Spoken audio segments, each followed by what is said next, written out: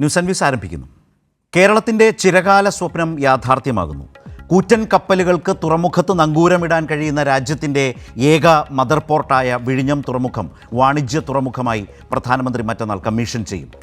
8686 കോടിയുടെ ആകെച്ചെലവ് കണക്കാക്കുന്ന പദ്ധതിയുടെ 60% മുതൽ മുടക്കും കേരളത്തിൻ്റേതാണ്. അതായത് 5370 കോടി. അദാനി കമ്പനിയുടെ മുതൽ മുടക്ക് 2497 കോടിയാണ്. കേന്ദ്രം മുടക്കിയത് 818 കോടി മാത്രമാണ്. അതും വായ്പയായി.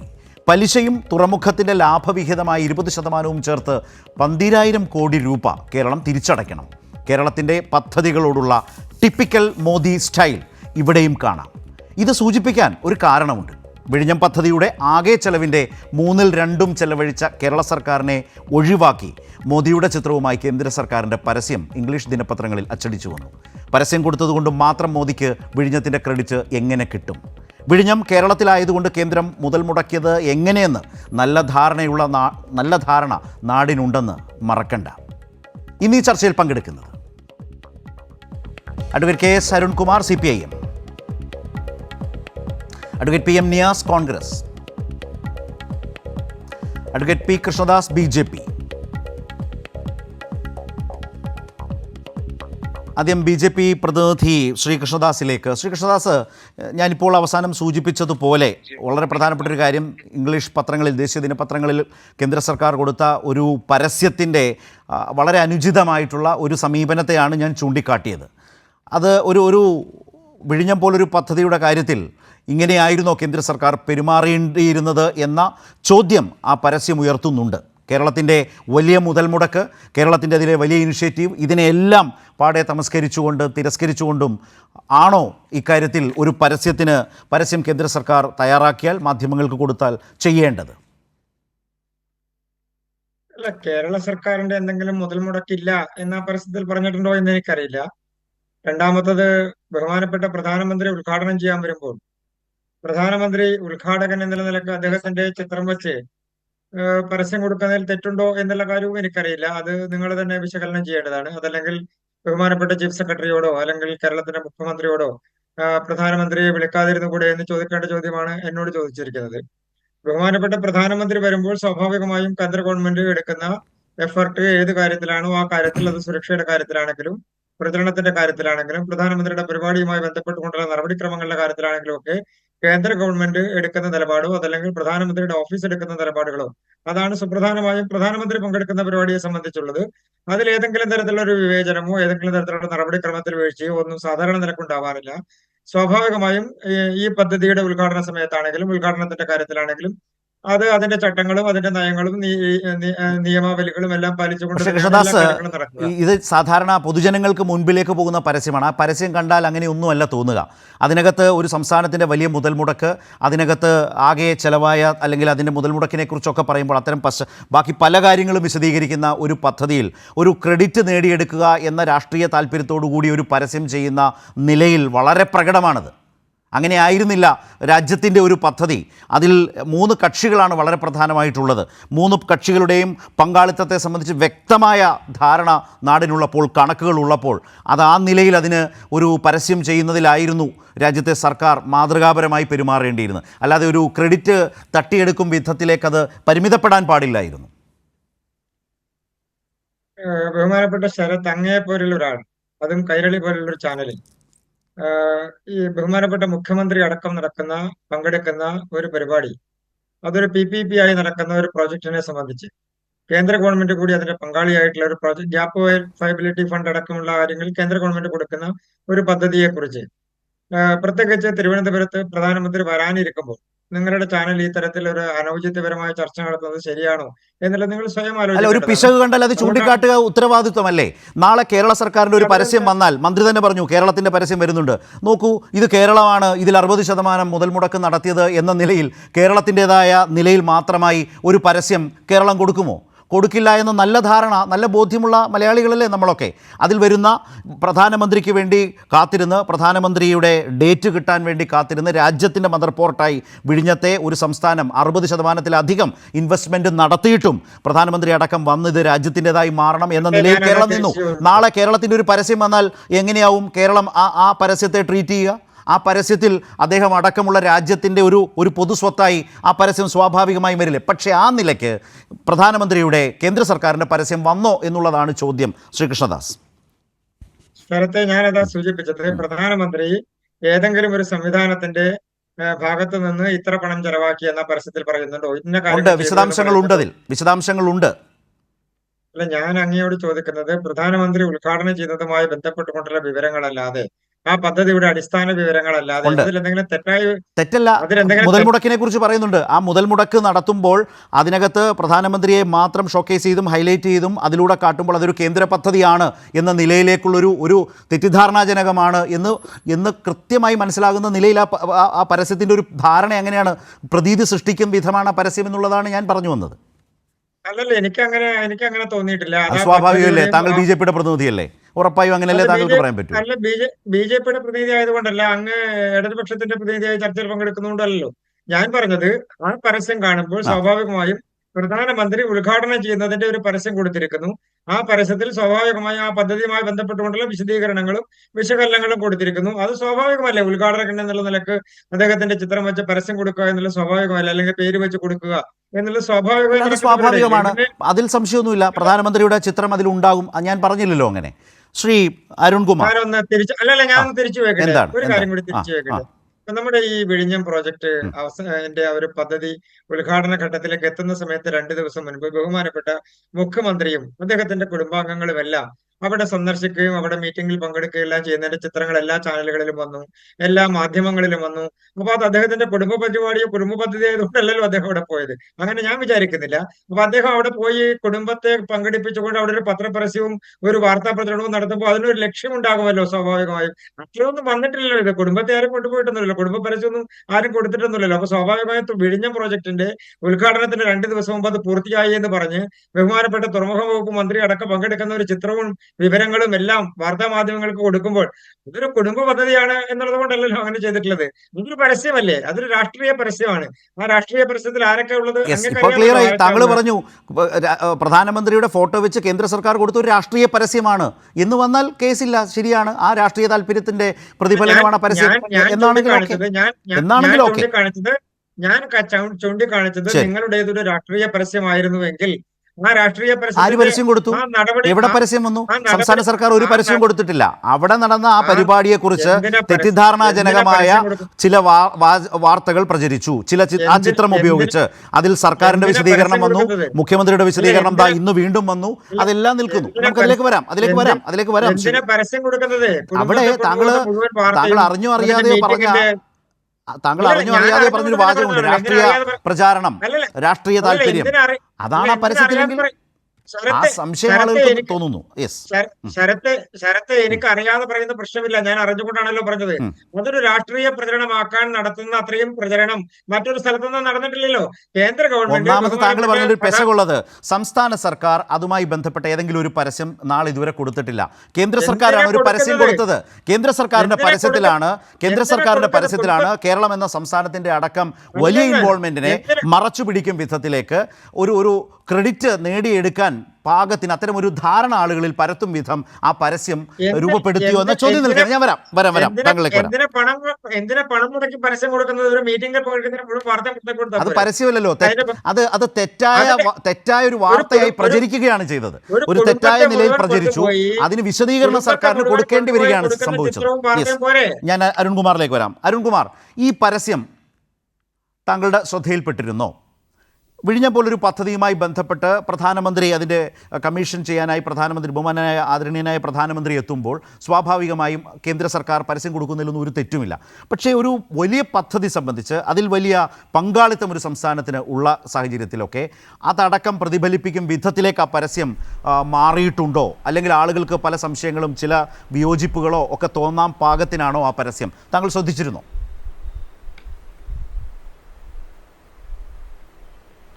പരസ്യം ശ്രദ്ധിച്ചിരുന്നു. ഇത്തരത്തിൽ പരസ്യം കൊടുക്കുക എന്നത് ഒരു പ്രധാനപ്പെട്ട ശൈലിയാക്കി, ഒരു തൊഴിലാക്കി മാറ്റിയ പ്രധാനമന്ത്രിയാണ് നമുക്കുള്ളത്. ഇപ്പോൾ ചൂരൽമല മുണ്ടക്കൈ ദുരന്തമുണ്ടായപ്പോൾ കൃത്യം 10-ാം ദിവസം നമ്മുടെ കൊച്ചു കേരളത്തിൽ വന്ന് വലിയ തരത്തിൽ പരസ്യം നടത്തിയിട്ട് പോയല്ലോ. ആ കുട്ടിയെ എടുത്ത് ഉമ്മ വെച്ച് റീലൊക്കെ നിർമ്മിച്ച്, എത്ര പണത്തിൻ്റെ കുറവ് കൊണ്ട് പുനരധിവാസം ബുദ്ധിമുട്ടാവില്ല, ഞങ്ങൾ കൂടെ ഉണ്ടെന്ന് പറഞ്ഞ ഒരു പോക്ക് പോയിട്ട് ഇതുവരെ വയനാടിന്റെ പേരിൽ ഒരു രൂപ തന്നില്ലെന്ന് മാത്രമല്ല, കേന്ദ്ര ബജറ്റിൽ വയനാട് എന്നുള്ള പേര്, കേരളം എന്ന പേര് പോലും ഇല്ലാത്തത് നമ്മുടെ മുന്നിലുണ്ട്. ഇപ്പം ഇവിടെ അങ്ങ് ഈ ചർച്ചയുടെ ആദ്യഘട്ടത്തിൽ സൂചിപ്പിച്ചു 817 രൂപ കേന്ദ്രം തരും, അത് വയലബിലിറ്റി ഗ്യാപ്പ് ഫണ്ടാണ്. പക്ഷെ ആ ഫണ്ട് തിരിച്ചടക്കണം. അതായത് പ്രത്യക്ഷത്തിൽ കേന്ദ്രം ഈ പദ്ധതിക്ക് വേണ്ടി തരുന്നത് സീറോ, വെറും വട്ടപൂജ്യമാണ്, ആനമുട്ടയാണ്. ആ തരുന്ന തുക തിരിച്ചു കൊടുക്കണം. അപ്പൊ സംസ്ഥാനം ഇപ്പോൾ 5595 കോടി രൂപ ഇപ്പോൾ കൊടുക്കണം, ചെലവഴിക്കണം. അതോടൊപ്പം ഈ വയലബിലിറ്റി ഗ്യാപ്പ് ഫണ്ട് തിരിച്ചടക്കണം. അങ്ങനെ വരുമ്പോൾ 6413 കോടി രൂപ കേരളം മുടക്കും. അദാനി മുടക്കുന്നത് 2457. അപ്പോൾ 70-75% പണം സംസ്ഥാന ഗവൺമെന്റ് കൊടുക്കുന്ന പദ്ധതിയാണ്. ആ പദ്ധതി പ്രധാനമന്ത്രി വന്ന് ഉദ്ഘാടനം ചെയ്യണമെന്നുള്ളത് നമ്മുടെ എല്ലാം ആഗ്രഹമാണ്. അതിന്റെ ഭാഗമായി പ്രധാനമന്ത്രിക്ക് വേണ്ടി 3-4 മാസം കാത്തിരുന്ന് അദ്ദേഹം വരുന്നു. പക്ഷേ ആ പദ്ധതിയുടെ പരസ്യം കൊടുക്കുമ്പോൾ ഈ കേരളത്തിലെ ആണ് ഈ പദ്ധതി, വിഴിഞ്ഞമെന്നുള്ള പേര് ഉപയോഗിക്കുമ്പോഴും കേരളത്തിന്റെ ഗവൺമെന്റ് നടത്തിയ ഇച്ഛാശക്തിയോടുള്ള പ്രവർത്തനം. വെറും കല്ലിട്ട് പോയാൽ കപ്പൽ ഓടില്ല എന്നുള്ള യാഥാർത്ഥ്യം നമ്മുടെ മുന്നിലുണ്ട്. ആ ഒരു സാഹചര്യത്തിൽ അങ്ങനെയാണോ ആ പരസ്യം കൊടുക്കേണ്ടിയിരുന്നത് എന്ന് അത് വായിച്ചു നോക്കുന്ന ആർക്കും ബോധ്യപ്പെടും. നമ്മളെ സംബന്ധിച്ചിടത്തോളം ആരും ക്ലെയിം എടുക്കാൻ വേണ്ടിയിട്ടല്ല, അത് ഈ നാടിന്റെ ജനങ്ങളുടെ ക്ലെയിമാണ് ഈ പദ്ധതി. കാരണം പതിറ്റാണ്ടുകൾ മുമ്പ് തന്നെ കേരളത്തിലെ ജനങ്ങൾ ആഗ്രഹിച്ച ഒരു വലിയ പ്രോജക്റ്റ്, ഈ ലോകത്ത് തന്നെ ഏറ്റവും ആഴക്കടലിൽ നിന്ന് ഏറ്റവും വലിയ തുറമുഖങ്ങൾക്ക് വന്ന് കണ്ടെയ്നറുകൾ ഇറക്കാൻ കഴിയുന്ന രാജ്യത്തിലെ തന്നെ ഏറ്റവും മികച്ച തുറമുഖമായി നമ്മുടെ കൊച്ചു കേരളത്തിലെ വിഴിഞ്ഞം മാറുന്നു. ആ കല്ലിട്ട് പോയ ഗവൺമെന്റ്, പഴയ ഗവൺമെന്റ് അവിടെ ഉണ്ട്. ആ ഗവൺമെന്റിൽ നിന്ന് ഇത് ഏറ്റെടുത്തതിന് ശേഷം ലോക്കി ദുരന്തം വന്നു, നിപ വൈറസ് വന്നു, നൂറ്റാണ്ടിലെ മഹാപ്രളയം വന്നു, 2019 പ്രളയം വന്നു, കോവിഡ് 1ാം ഘട്ടം, 2ാം ഘട്ടം, 3ാം ഘട്ടം, അങ്ങനെ നിരവധി പ്രകൃതി ദുരന്തങ്ങളൊക്കെ ബാധിച്ചിട്ടും സമയബന്ധിതമായി 2045 പൂർത്തിയാക്കുമെന്ന് പറഞ്ഞ പദ്ധതി, അതിന്റെ 1ാം ഘട്ടം 2028 പൂർത്തിയാക്കുമെന്ന് പറഞ്ഞ 1ാം ഘട്ടം, ആ പദ്ധതി ഇപ്പോൾ 2025 മെയ് 2 രാജ്യത്തിന് സമർപ്പിക്കുകയാണ്. വളരെ അഭിമാനത്തോടെ തന്നെയാണ് ഈ രാജ്യത്തെ ജനങ്ങൾ, പ്രത്യേകിച്ച് കേരളത്തിലെ മലയാളികൾ ഇതിനെ നോക്കി കാണുന്നത്. കേരളം കുതിക്കുകയാണ്, നാട് കുതിക്കുകയാണ്. ഈ ഘട്ടത്തിൽ ഒരാൾ പറയുന്നു ഞാൻ പങ്കെടുക്കില്ല, എനിക്ക് ക്ഷണക്കത്ത് കിട്ടിയില്ല. അതിന്റെ സത്യസന്ധമായ കാര്യങ്ങൾ എല്ലാവർക്കും അറിയാം. പ്രധാനമന്ത്രി പങ്കെടുക്കുന്ന ഒരു പരിപാടിയുടെ അതിന്റെ പ്രോട്ടോകോൾ തീരുമാനിക്കുന്നത് പ്രധാനമന്ത്രിയുടെ ഓഫീസാണ്. പണ്ട് ഇതുപോലെ ഒരു പ്രധാനമന്ത്രി കേരളത്തിൽ വന്ന് ഒരു പ്രതിഭ അനാച്ഛാദനം ചെയ്യുമ്പോൾ അതിൽ മുഖ്യമന്ത്രിയുടെ പേര് വരെ ഒഴിവാക്കിയ സാഹചര്യമുണ്ട്. അതുകൊണ്ട് അവിടുന്ന് ഫൈനലായിട്ട് ഒരു പട്ടിക വരാതെ നമുക്ക് ആരെയും ഇൻവൈറ്റ് ചെയ്യാൻ കഴിയില്ല. പക്ഷെ അത് വൈകിയപ്പോൾ ഇവിടുത്തെ തുറമുഖ മന്ത്രിയുടെ തന്നെ ലെറ്റർപാഡിൽ എല്ലാവരെയും മഹനീയ സാന്നിധ്യം ഉണ്ടാകണം എന്ന് പറഞ്ഞ് കത്ത് കൊടുത്തു. ആ കത്ത് കിട്ടിയെന്ന് പറഞ്ഞു, കിട്ടിയില്ല എന്ന് പറഞ്ഞു, MLA കിട്ടിയില്ല എന്ന് പറഞ്ഞു, MP കിട്ടിയെന്ന് പറഞ്ഞു. അങ്ങനെ പലതരത്തിലുണ്ടായിട്ടുള്ള വിവാദം ഇവരെ സംബന്ധിച്ചിടത്തോളം വലിയ കുറ്റബോധം മനസ്സിലുണ്ട് ഒരു വിഭാഗം ആളുകൾക്ക്.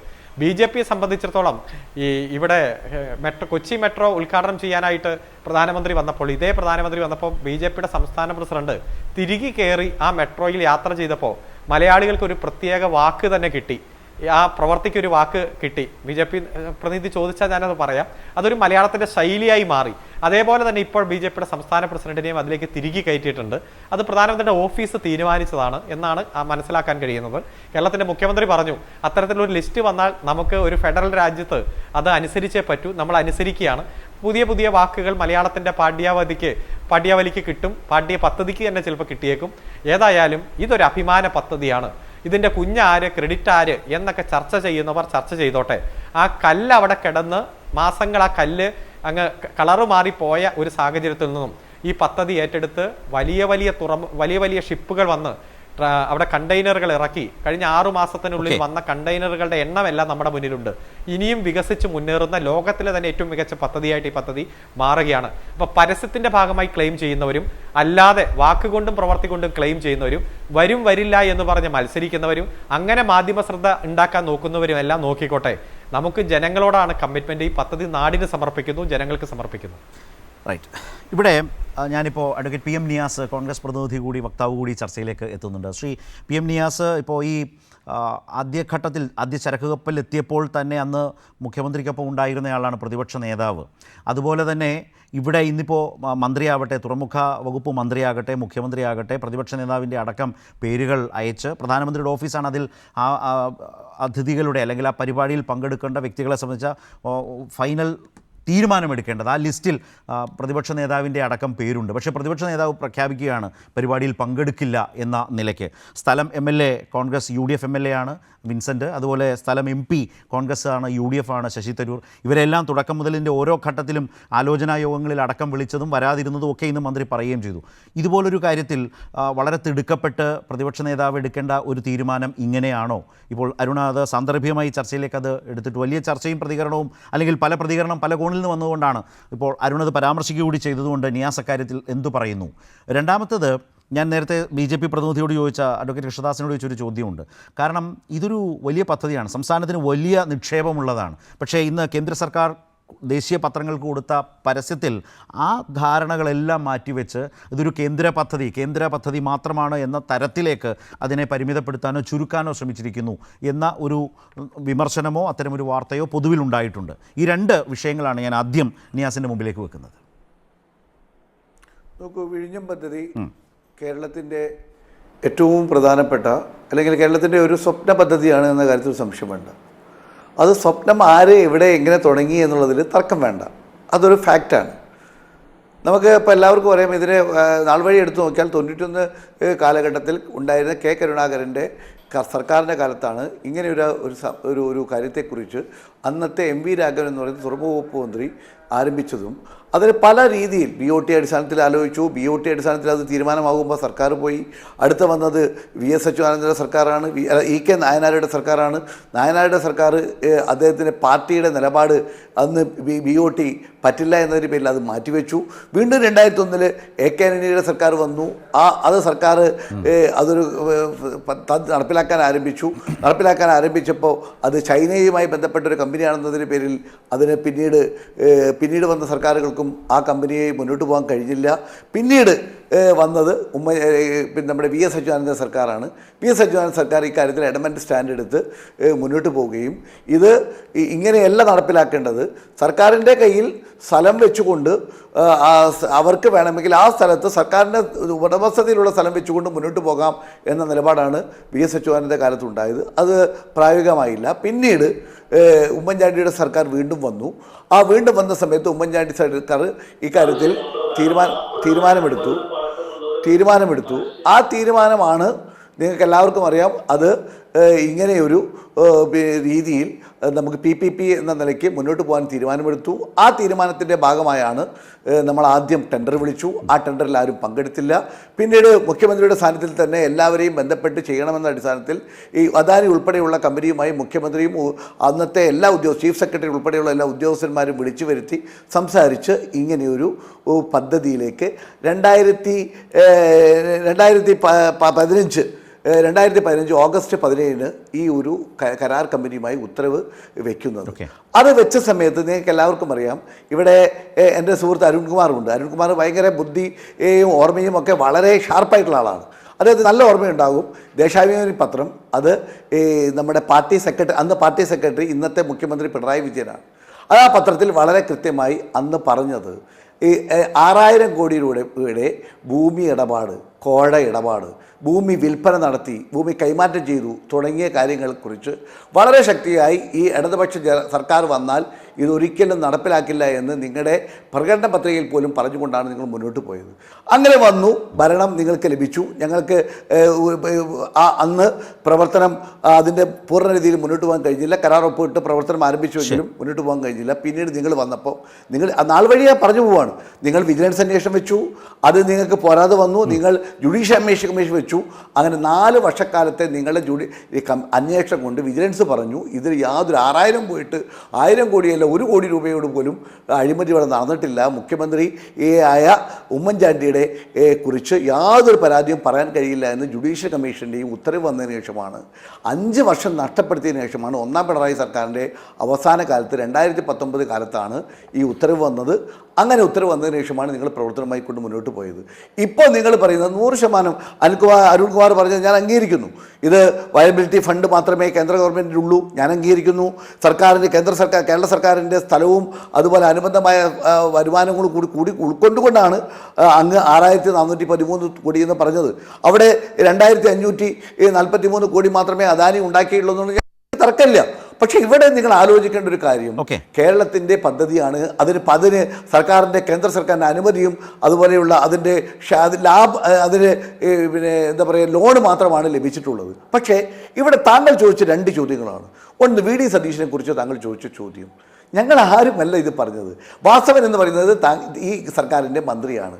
വാസവൻ 2 ദിവസം മുമ്പ് പത്രങ്ങളിൽ പത്രസമ്മേളനം നടത്തിക്കൊണ്ട് ഞങ്ങൾ പറഞ്ഞതാണ്. പത്രക്കാർ ചോദിച്ചു എന്തുകൊണ്ട് വി ഡി സതീശനെ ക്ഷണിക്കുന്നില്ല. അതിന് അദ്ദേഹം പറയേണ്ട മറുപടി എന്താ? ആര് പറഞ്ഞു ക്ഷണിച്ചില്ല എന്ന്? ക്ഷണിക്കുന്നുണ്ടല്ലോ, അദ്ദേഹത്തിൻ്റെ കത്തിൽ ഞങ്ങൾ കൊടുത്തിട്ടുണ്ടല്ലോ, പ്രധാനമന്ത്രി ഓഫീസിലേക്ക് കൊടുത്തിട്ടുണ്ടല്ലോ, ഒറ്റ വാചകത്തിൽ അവസാനിക്കാവുന്ന കാര്യമാണല്ലോ. അന്ന് അദ്ദേഹം എന്താ പറഞ്ഞത്? ഇത് സർക്കാരിൻ്റെ 4ാം വാർഷിക പരിപാടിയാണ്. 4ാം വാർഷിക പരിപാടിയിൽ ഒരു പ്രതിപക്ഷ നേതാവ് എന്നുള്ള നിലയ്ക്ക് അദ്ദേഹത്തിന് പങ്കെടുക്കാൻ കഴിയില്ല എന്നുള്ള യാഥാർത്ഥ്യം ഉൾക്കൊണ്ടുകൊണ്ടാണ് ഞങ്ങൾ അദ്ദേഹത്തെ ക്ഷണിക്കാത്തത്. അങ്ങനെ പറഞ്ഞിരുന്നുവോ? അങ്ങനെ പറഞ്ഞിരുന്നുവെങ്കിൽ ഇന്ന് മുഖ്യമന്ത്രിയുടെ പ്രസ്താവന ഞാൻ കേട്ടു. മുഖ്യമന്ത്രി പറഞ്ഞത് ഞങ്ങൾ ആദ്യമേ പ്രതിപക്ഷ നേതാവിൻ്റെ പേര് പ്രധാനമന്ത്രിയുടെ ഓഫീസിലേക്ക് കൊടുത്തിരുന്നു. അങ്ങനെയാണെങ്കിൽ ഈ വകുപ്പ് മന്ത്രി അറിയാതെയാണോ മുഖ്യമന്ത്രി കൊടുത്തത്? അല്ലെങ്കിൽ വകുപ്പ് മന്ത്രിയും മുഖ്യമന്ത്രിയും തമ്മിൽ ഈ കാര്യത്തെക്കുറിച്ച് നടക്കുന്നില്ല. വകുപ്പ് മന്ത്രി വാർത്താ സമ്മേളനത്തിൽ അത് പറഞ്ഞു നിയാസ്. ഞാൻ പ്രധാനമന്ത്രിയുടെ ഓഫീസിലേക്ക് കൊടുത്ത ലിസ്റ്റിൽ അദ്ദേഹത്തിന്റെ പേരുണ്ട്. അല്ല, അവരാണ് ഫൈനലായി തീരുമാനിക്കുന്നത്. താങ്കൾ മാധ്യമപ്രവർത്തകനല്ലേ? താങ്കൾ മാധ്യമപ്രവർത്തകർ ചോദിച്ചാൽ ചോദ്യം എന്താ പറയേണ്ടത്? ഞങ്ങൾ അദ്ദേഹത്തിന് കൂടി പേര് കൊടുത്തിട്ടുണ്ട്, ആ പേര് കൺഫേം ചെയ്ത് വന്നതിന് ശേഷം എനിക്ക് പറയാൻ പാടുള്ളൂ. ഒറ്റ അല്ല, അദ്ദേഹം ഒരു മിനിറ്റ് അദ്ദേഹം പറഞ്ഞതെന്താ? ഇന്ന് താങ്കൾക്ക് വേണമെങ്കിൽ ഞാൻ ഇതിന് കേൾപ്പിച്ചു തരാം. അദ്ദേഹത്തിന്റെ നേർ പറയുന്ന ആ കട്ടിങ് മാത്രമേ ഞാൻ എടുത്തു വെച്ചിട്ടുണ്ട്. താങ്കൾ അത് നിഷേധിക്കുമെന്നുള്ളതുകൊണ്ട് ഞാനത് കൊണ്ടുവന്നിട്ടില്ല. അങ്ങനെ പറഞ്ഞത് കൊണ്ടാണ് വ്യക്തത വരുന്നതുവരെ അദ്ദേഹം കാത്തിരിക്കേണ്ടതല്ലേ? പ്രധാനമന്ത്രിയുടെ ഓഫീസിലേക്ക് അയച്ചു കൊടുത്തു. അത് അല്ലെങ്കിൽ വാർത്തകളുടെ അടിസ്ഥാനത്തിൽ ഒരു തീരുമാനം പ്രതിപക്ഷ നേതാവ് പദവിയിലിരിക്കുന്ന ഒരാൾ എടുക്കാവുന്ന കേസാണോ വിഴിഞ്ഞം തുറമുഖം? കാരണം അതിന് ഇനിയും സമയമുണ്ട്. അദ്ദേഹം അതിന് മുമ്പ് കയറി കമ്മീഷനിങ് ആ പരിപാടിയിലേക്ക് പോകുന്നില്ല എന്നൊരു നിലപാട് അദ്ദേഹം എടുക്കാം. അദ്ദേഹവും കുറെ കൂടി എന്താ പറയുക, അതിലൊരു തീരുമാനം വരുന്നതിന് അല്ലെ എങ്ങനെയൊക്കെ കാര്യങ്ങൾ പോകുന്നു എന്ന് ശ്രദ്ധിച്ച് മറുപടി പറയേണ്ടായിരുന്നോ? ഇത്രയും ഞാൻ ചോദിച്ചുള്ളൂ. അല്ല, ഞാനതിന് പറയാം. അന്ന് ഇദ്ദേഹം പാലക്കാട് നിന്നാണ് സംസാരിച്ചത്. പാലക്കാട് എന്ന് പറയുമ്പോൾ അദ്ദേഹം പറഞ്ഞു എനിക്ക് എന്നെ ഇങ്ങനെയാണ് അവർ പറഞ്ഞിട്ടുള്ളത്, അതിന് ഞാൻ മറുപടി പറയേണ്ടത്. ഇന്ന് എനിക്ക് കത്ത് ലഭിച്ചിട്ടുണ്ട്, പോകണോ വേണ്ടോ എന്നുള്ളത് ഞങ്ങൾ ആലോചിച്ച് തീരുമാനിക്കും എന്ന് തന്നെയാണ് അദ്ദേഹം പറഞ്ഞത്. നിങ്ങൾ ആലോചിക്കേണ്ട, അദ്ദേഹത്തെ ക്ഷണിക്കില്ല, അദ്ദേഹത്തെ പങ്കെടുപ്പിക്കില്ല എന്ന് വകുപ്പ് മന്ത്രി പറഞ്ഞതിന്റെ മറുപടിയാണ് അദ്ദേഹം പറഞ്ഞത്.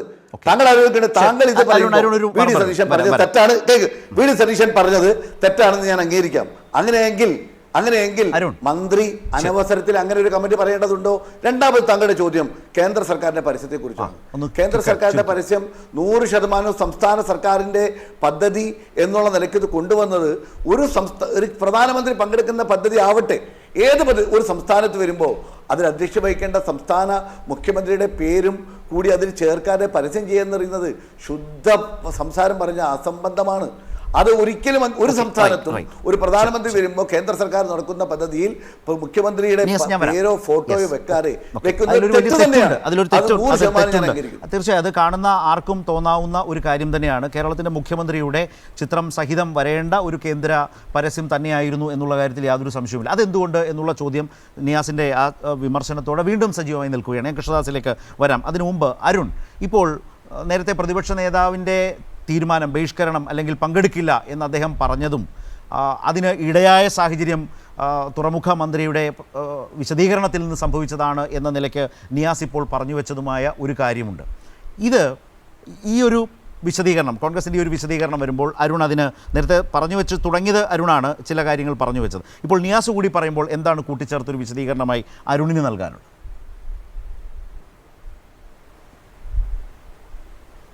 ഇതിപ്പോൾ പ്രധാനമന്ത്രി പങ്കെടുക്കുന്ന പരിപാടിയുടെ കൃത്യമായിട്ടുള്ള ലിസ്റ്റ്, ആ പ്രോഗ്രാം ലിസ്റ്റ് അന്തിമ രൂപം കൊടുക്കേണ്ടത് പ്രധാനമന്ത്രിയുടെ ഓഫീസാണെന്ന് അഡ്വക്കേറ്റ് നിയാസിനൊക്കെ കൃത്യമായിട്ട് അറിയാമല്ലോ. അപ്പോൾ 6 തരത്തിലുള്ള സെക്യൂരിറ്റിയാണ് ഇവിടെ ഈ രാജ്യത്തുള്ളത്. അതിലേറ്റവും പ്രധാനപ്പെട്ടത് SPG, അതിനുശേഷം നമുക്കറിയാം Z+, Y+Y+X, ആ തരത്തിൽ പ്രധാനമന്ത്രി പങ്കെടുക്കുന്ന പരിപാടിക്ക് അത് തന്നെയാണ്. നിങ്ങൾക്ക് തന്നെ അനുഭവമുണ്ടല്ലോ, ശ്രീ ഉമ്മൻചാണ്ടിയോട് ടെലിഫോണിൽ വിളിച്ച് ഒരു പ്രധാനപ്പെട്ട സമുദായ സംഘടനാ നേതാവ് നാളെ തങ്ങളെ ക്ഷണിച്ചിരിക്കുന്ന പ്രധാനമന്ത്രി പങ്കെടുക്കുന്ന പരിപാടിയിൽ വരേണ്ടതില്ല എന്ന് പറഞ്ഞ അനുഭവം ശ്രീ R. ശങ്കറിന്റെ പ്രതിമ അനാച്ഛാദനവുമായി ബന്ധപ്പെട്ടുകൊണ്ട് ഈ കേരളത്തിൽ നിശ്ചിത വർഷങ്ങൾക്ക് മുമ്പ് സംഭവിച്ചിട്ടുണ്ടല്ലോ.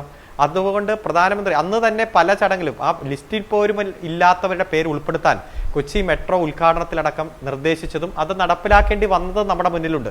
അതുകൊണ്ട് ഇത്തരത്തിലൊരു ലിസ്റ്റ് അന്തിമമായിട്ട് വരാതെ ഒരാളെയും ക്ഷണിക്കാൻ കഴിയില്ല. പിന്നെ പത്രക്കാർ പലതരത്തിൽ ചോദ്യം ചോദിക്കും, തിരിച്ചും മറച്ചും ചോദ്യം ചോദിക്കുമ്പോൾ ആ ചോദ്യത്തിന് ആ തരത്തിലാണ് ഉത്തരം പറഞ്ഞത്. ഇപ്പോൾ ഈ വിഴിഞ്ഞം തുറമുഖത്തിന്റെ തന്നെ ആദ്യഘട്ടത്തിൽ ആദ്യത്തെ മദർ ഷിപ്പ് വരുന്നതുമായി ബന്ധപ്പെട്ടുള്ള ഉദ്ഘാടന ചടങ്ങിൽ മുഖ്യ അതിഥിയായി വേദിയിൽ പ്രസംഗിച്ച ആളാണ് ശ്രീ വി ഡി സതീശൻ. അതിനുശേഷം 2 ദിവസം കഴിഞ്ഞ് മാധ്യമപ്രവർത്തകരോട് പറഞ്ഞത് ആ ഉദ്ഘാടന ചടങ്ങിൽ പോയത് തെറ്റായി പോയി എന്നെനിക്ക് പിന്നീട് മനസ്സിലായി, പോകേണ്ടിയിരുന്നില്ല, ഇതൊന്നും പൂർത്തിയാക്കാൻ പോകുന്ന പദ്ധതിയല്ല എന്ന് മാധ്യമപ്രവർത്തകരോട് പറഞ്ഞയാളാണ് അദ്ദേഹം. കോൺഗ്രസ് തന്നെ നിശ്ചിത മാസങ്ങൾക്ക് മുമ്പല്ലേ, കൃത്യമായി പറഞ്ഞാൽ ഒരു 2 വർഷങ്ങൾക്ക് മുമ്പല്ലേ കെ മുരളീധരൻ പറഞ്ഞത്, ഞാൻ KPCC പ്രസിഡന്റുമായി സംസാരിച്ച് കോൺഗ്രസിന്റെ നിലപാട് ഈ പദ്ധതിയുടെ നിർമ്മാണം നിർത്തിവെച്ച് അവിടുത്തെ വിഷയങ്ങളൊക്കെ ചർച്ച ചെയ്യണം എന്ന് പറഞ്ഞത് നമ്മുടെ മുന്നിലില്ലേ? ഇന്നലെ അവിടുത്തെ തന്നെ MLA ശ്രീ N വിൻസെന്റ് മാധ്യമപ്രവർത്തകർ ചോദിച്ചപ്പോൾ എന്താ പറഞ്ഞത്? അങ്ങനെ പറഞ്ഞിട്ടുണ്ടെങ്കിൽ ഞാൻ രാഷ്ട്രീയം വിടാമെന്നാ പറഞ്ഞത്. അപ്പോൾ തന്നെ വീഡിയോ ക്ലിപ്പിംഗ് എടുത്ത് കാണിച്ചു കൊടുത്തു. കോൺഗ്രസിന്റെ അഭിപ്രായമായി കെ മുരളീധരൻ പറഞ്ഞു ഈ പദ്ധതിയുടെ നിർമ്മാണം നിർത്തിവെക്കണമെന്ന്. അതുപോലെ KPCC പ്രസിഡന്റ് പറഞ്ഞു 2ാം വിമോചന സമരം ആരംഭിക്കാൻ പോകുന്നു. അവിടെ പോലീസ് സ്റ്റേഷൻ ആക്രമിച്ചതും പോലീസുകാരെ ആക്രമിച്ചതും പോലീസ് ജീപ്പ് കത്തിച്ചതും ആ പിണറായി വിജയനെ ഞങ്ങൾ തല്ലി ഒതുക്കി കണ്ണൂർക്ക് വിടുമെന്ന് ഒരു പുരോഹിതൻ പ്രസംഗിച്ചതും എല്ലാ സാഹചര്യത്തിലാണ് 2ാം വിമോചന സമരം ആരംഭിക്കാൻ പോകുന്നു എന്ന് പറഞ്ഞത്. സാക്ഷാൽ വി ഡി സതീശൻ പറഞ്ഞില്ലേ, ഞങ്ങൾ സമരക്കാരുടെ ഒപ്പമാണ്, അങ്ങ് താഴേക്ക് ഇറങ്ങി പ്രതിഷേധവും യോഗവും ഞങ്ങൾ നടത്താൻ പോവുകയാണ്. അപ്പൊ ഈ സാഹചര്യങ്ങളൊക്കെ ഉണ്ടെങ്കിലും ആദ്യ ഷിപ്പ് വന്നപ്പോൾ തന്നെ അദ്ദേഹത്തെ വിളിക്കുകയും ആ യോഗത്തിൽ പ്രസംഗിക്കുകയും അതിനുശേഷം അതിനെ തള്ളിപ്പറയുകയും ഒക്കെ ചെയ്ത സാഹചര്യമുണ്ട്. എന്നിരുന്നാലും ഈ ഉദ്ഘാടന പരിപാടിയിലേക്ക് അദ്ദേഹത്തെ ക്ഷണിക്കാൻ അദ്ദേഹത്തിന്റെ ലിസ്റ്റും പ്രധാനമന്ത്രിക്ക് അയച്ചു. പത്രക്കാർ ചോദിച്ച തിരിച്ചും മറച്ചുള്ള മറുപടിക്ക് ഈ തുറമുഖ മന്ത്രി മറുപടി പറഞ്ഞ എന്താ, ഇവിടെ ഗവൺമെന്റിന്റെ 4ാം വാർഷികവുമായി ബന്ധപ്പെട്ടുള്ള എല്ലാ പരിപാടിയും ബഹിഷ്കരിക്കുന്നു. ആ ഒരു സാഹചര്യത്തിൽ ഇവിടെ ഏകദേശം ടൈമിംഗ് ആ സമയത്താണ് ഈ പരിപാടി നടക്കുന്നത്. അത് ചോദ്യങ്ങൾക്കുള്ള മറുപടിയാണ്. ഒരു ഘട്ടത്തിൽ പോലും അദ്ദേഹത്തെ മാറ്റി നിർത്താൻ ശ്രമിച്ചില്ല. ഇന്നും മുഖ്യമന്ത്രി പറഞ്ഞത് എന്താ, തീരുമാനം മാറ്റി അദ്ദേഹം സഹകരിക്കാൻ തയ്യാറാകുകയാണ് വേണ്ടത്. കാരണം ഇത്രയും വലിയ കേരളത്തിന്റെ അഭിമാന പദ്ധതിയാണ്, ജനങ്ങളെല്ലാം വളരെ അഭിമാനത്തോടെ ലോകം ഉറ്റുനോക്കുന്ന പദ്ധതിയിൽ പ്രതിപക്ഷ നേതാവ് കൂടി ഉണ്ടാകണം എന്നതാണ് ഗവൺമെന്റ് ആഗ്രഹിക്കുന്നത്. എല്ലാവരെയും നെഞ്ചോട് ചേർക്കുക, കൂട്ടിയോജിപ്പിക്കുക എന്നതാണ് ഗവൺമെന്റിന്റെ ലക്ഷ്യം. ഇനിയും തിരുത്താൻ സമയമുണ്ട്. നാളെ 1-ാം തീയതി ആയുള്ളൂ, 2-ാം തീയതിയാണ് പ്രധാനമന്ത്രി പങ്കെടുക്കുന്ന ഈ പദ്ധതി. ഇനിയും മറ്റ് ഘട്ടങ്ങളിലേക്ക് പോകേണ്ടതുണ്ട്. 1-ാം ഘട്ടത്തിന്റെ ഉദ്ഘാടനമാണല്ലോ, അദ്ദേഹം നയം തിരുത്തും എന്ന് തന്നെയാണ് മനസ്സിലാക്കുന്നത്. റൈറ്റ്, ഏതായാലും അത് പന്തിപ്പോൾ അദ്ദേഹത്തിന്റെ കോർട്ടിലാണ്. പ്രതിപക്ഷ നേതാവ് മുൻ നിലപാട് തിരുത്തി ഈ പരിപാടിയിലേക്ക് എത്തുമോ എന്നുള്ളത് കൂടിയുണ്ട്. അത് അദ്ദേഹത്തിൻ്റെ തീരുമാനമായി വരേണ്ടത് കൂടിയാണ്. ഇവിടെ ഞാൻ ശ്രീ കൃഷ്ണദാസിലേക്ക് വരുമ്പോൾ, ശ്രീ കൃഷ്ണദാസ്, ഇവിടെ ഈ പരസ്യത്തിൻ്റെ പിന്നിലത്തെ ഒരു രാഷ്ട്രീയ താല്പര്യം അത് വളരെ പ്രകടമാണ്. ഇപ്പോൾ ശ്രീനിവാസും അത് സൂചിപ്പിച്ചു. കേരള മുഖ്യമന്ത്രിയുടെ ചിത്രമടക്കം ആ കേന്ദ്രത്തിൻ്റെ പരസ്യത്തിൽ ഉണ്ടാവേണ്ടത് തന്നെയായിരുന്നു. ആ നിലയ്ക്ക് അതിനൊരു വിശാല താല്പര്യം പ്രകടമായിട്ടില്ല. ഇങ്ങനെ ചെയ്യുന്ന കേന്ദ്ര സർക്കാർ ഈ ഇത്തരം പരിപാടികളിൽ നിങ്ങളുടെ ഒരു രാഷ്ട്രീയ താല്പര്യം പ്രകടമാക്കുന്നതിൻ്റെ ഒരു മുൻ അനുഭവം കൊച്ചി മെട്രോയുമായി ബന്ധപ്പെട്ട് അരുൺ ഇവിടെ സൂചിപ്പിച്ചു. എനിക്ക് തോന്നുന്നു അന്ന് BJPയുടെ സംസ്ഥാന പ്രസിഡന്റ് ആയിരുന്ന ആളെ അത് സോഷ്യൽ മീഡിയയിൽ ഒരു പ്രത്യേക പ്രയോഗം തന്നെയായി മാറി. നേരത്തെ അരുൺ അത് പറയുന്നുണ്ടായിരുന്നു. കൃഷ്ണദാസിന് അത് അറിയില്ലെങ്കിൽ അദ്ദേഹം പറഞ്ഞു തരാം എന്നും പറയുന്നുണ്ടായിരുന്നു. ഇങ്ങനെ പ്രധാനമന്ത്രിയുടെ ഓഫീസ് ആവശ്യപ്പെട്ട് ആ പരിപാടിയിലേക്ക് BJPയുടെ നേതാവിനെ ഉൾപ്പെടുത്തുന്നു. ഇപ്പോൾ വീണ്ടും അത് ചെയ്യുകയാണ്. ഒരു പരസ്യം വരുന്ന അതേ ദിവസം തന്നെയാണ് പ്രധാനമന്ത്രിയുടെ ഓഫീസ് BJPയുടെ സംസ്ഥാന പ്രസിഡന്റിനെ ഈ പരിപാടിയിലേക്ക് വിളിക്കണം എന്ന് ശഠിക്കുകയാണ്, നിർദ്ദേശിക്കുകയാണ്. അപ്പോൾ ഇങ്ങനെയാണ് ഈ പരിപാടികളൊക്കെ ഡിസൈൻ ചെയ്ത് ആദ്യ അനുഭവമല്ല എന്ന് അരുൺ പറയുകയും ചെയ്തിട്ടുണ്ട്. നമുക്കിതിനെ ഇതിനെ 2 തരത്തിൽ കാണാം. ഒന്നുകിൽ നമുക്ക് നമ്മുടെ സൗകര്യപൂർവ്വം നമ്മുടേതായ ഒരു വ്യാഖ്യാനം സൃഷ്ടിക്കാം. ഇനി അതല്ലെങ്കിൽ നമുക്ക് ഇതിന്റെ യാഥാർത്ഥ്യവുമായി ചേർന്നുകൊണ്ടുള്ള കാര്യങ്ങൾ പരിശോധിക്കാൻ വേണ്ടി അതിന്റെ രീതികളൊന്നും നോക്കാം.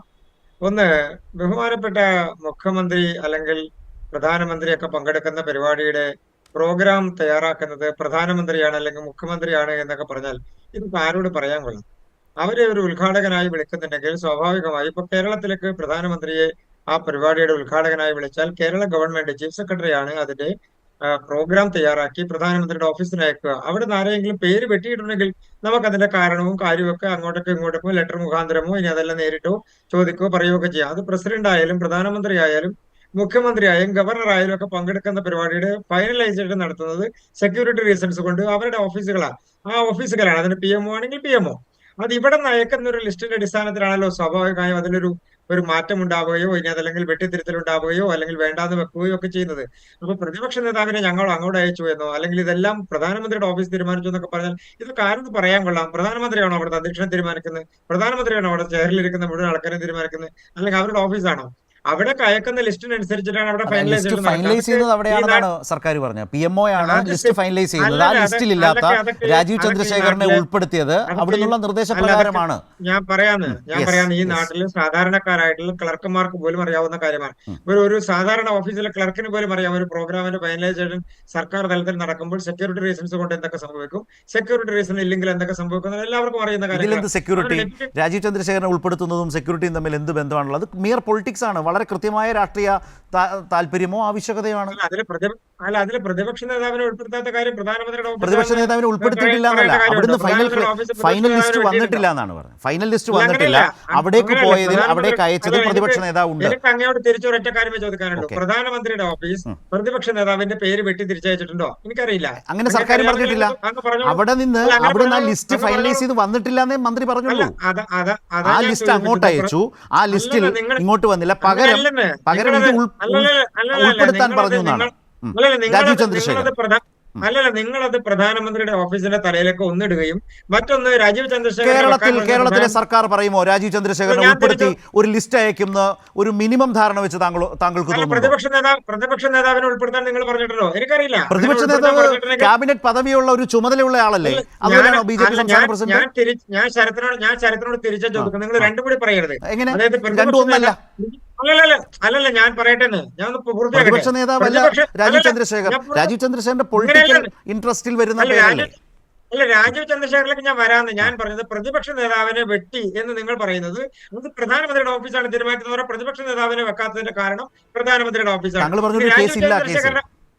പ്രതിപക്ഷ നേതാവിന്റെ പേര് വെട്ടി എന്ന് പറയാനായിട്ടില്ല നമുക്ക്. ഞാനൊന്ന് പറയട്ടെ.